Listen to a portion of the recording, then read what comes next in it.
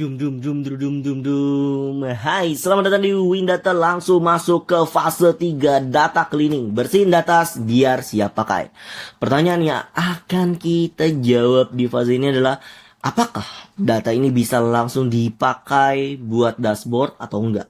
Apa aja yang perlu dibersihin supaya visualisasinya akurat dan enggak menyesatkan? Sebelum ngirim data ke dashboard, kita perlu cek kualitas datanya. Data operasional dari ratusan cabang hampir selalu punya masalah. Entah karena human error, sistem yang glitch, atau proses input yang nggak terstandarisasi. Nah, disinilah kita harus buktiin kemampuan analisis kita. Nah, scriptnya nanti bisa dilihat di script 04 clean data underscore .py. Logika pembersihan datanya step by step. Ingin menekankan sebelum kita masuk ke tahap berikutnya, di mana pembersihan data ini selalu kita lakuin di tahapan case study yang ada di 30 case study Windata.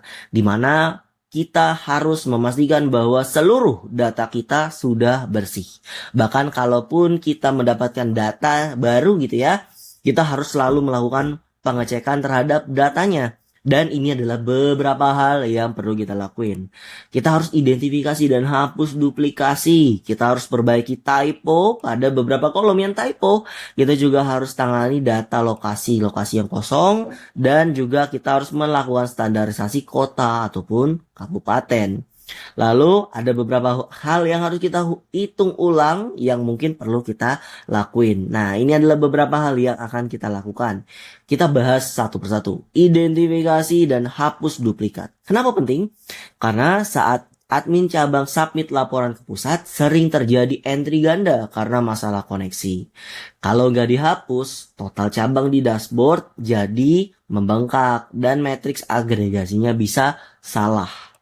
Yang perlu teman-teman pahami di sini, kita harus memastikan bahwa kondisi ini itu tidak terjadi. Ya, jadi kalau nggak dihapus, total cabang di dashboard jadi membengkak dan matriks agregasinya salah. Itu kondisi yang harus kita hindari. Lalu, perbaiki typo pada status IMB. Dashboard tuh sensitif banget terhadap penulisan approve maupun approved gini kan. Kalau kita sebagai manusia juga sama-sama paham ya. Oh, artinya ini sama-sama approve gitu ya. Tapi kalau mesin tidak, dia tidak mengerti bahwa kedua hal ini adalah hal yang sama. Oleh karena itu kita perlu melakukan cleansing terhadap data ini. Kita perlu tangani nih data ini. Mundur sedikit ke atas, kalau pakai Python-nya kita pakai function duplikat terus kita sum gitu ya. Lalu nanti kita pakai drop duplikat gitu ya. Kalau masalah si perbaikan typo kita tinggal pakai replace aja teman-teman di Python-nya. Lanjut lagi, tangani data lokasi yang kosong. Looker Studio menggunakan kolom alamat, kota ataupun kabupaten, dan provinsi untuk plotting peta dan filtering down datanya.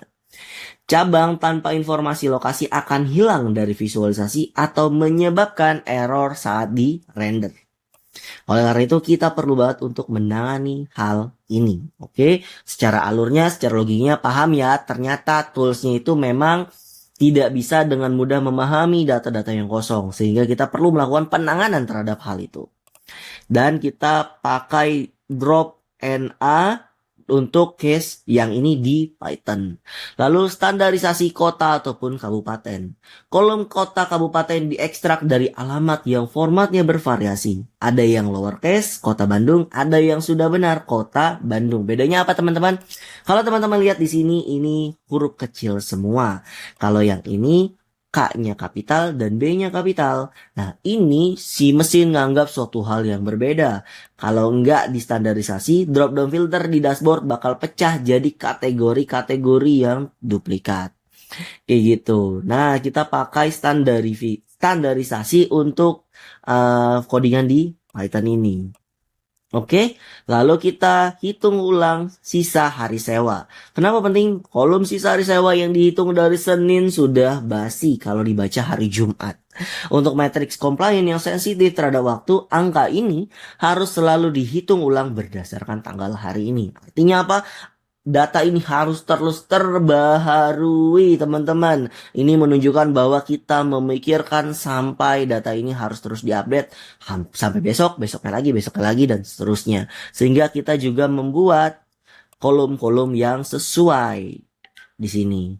Nah, outputnya nanti teman-teman, yaitu kita bisa mengimport data mentah dari awalnya, terus kita memeriksa data duplikatnya, kita standarisasi data-data yang belum terstandarisasi, kita handle nilai kosong, kita standarisasi juga kota ataupun kabupaten, kita hitung ulang beberapa kolom-kolom yang ada, dan terakhir data bersih dan siap untuk kita olah. Kayak gitu. Sedikit teman-teman, yang seperti teman-teman ketahui di Windata 30 case tadi kita melakukan pengolahan data menggunakan ClickHouse, kita menggunakan SQL. Kenapa kita menggunakan SQL ataupun ClickHouse? SQL-nya dulu, karena kalau misalnya kita menangani data yang sangat banyak sekali, umumnya Python sudah tidak bisa menangani case seperti ini karena datanya sudah sangat berat dan kita punya laptop itu sudah tidak bisa menangani case ini. Sedangkan kalau kita pakai SQL itu masih bisa menangani data yang sangat banyak banget ataupun data yang sangat berat. Lalu kenapa kita menggunakan ClickHouse, teman-teman? ClickHouse adalah salah satu tools yang mana dia menggunakan bahasa SQL juga dan secara performa sangat-sangat luar biasa cepat. Oleh karena itu kita menggunakan ClickHouse SQL di sini. Dan kalau teman-teman mau lihat skripnya, tinggal di kopas aja, nanti bisa diimplementasikan ke kita punya data pastinya di clickhousewindata.id. Oke, nanti tinggal kita masukkan saja codingan ini dan langsung dipraktekkan. Tinggal diimplementasikan, di enter, nanti langsung diekspor aja datanya dan langsung bisa diolah oleh teman-teman. Nah, itu dia untuk fase ketiga. Selanjutnya kita masuk ke fase pembuatan dashboard.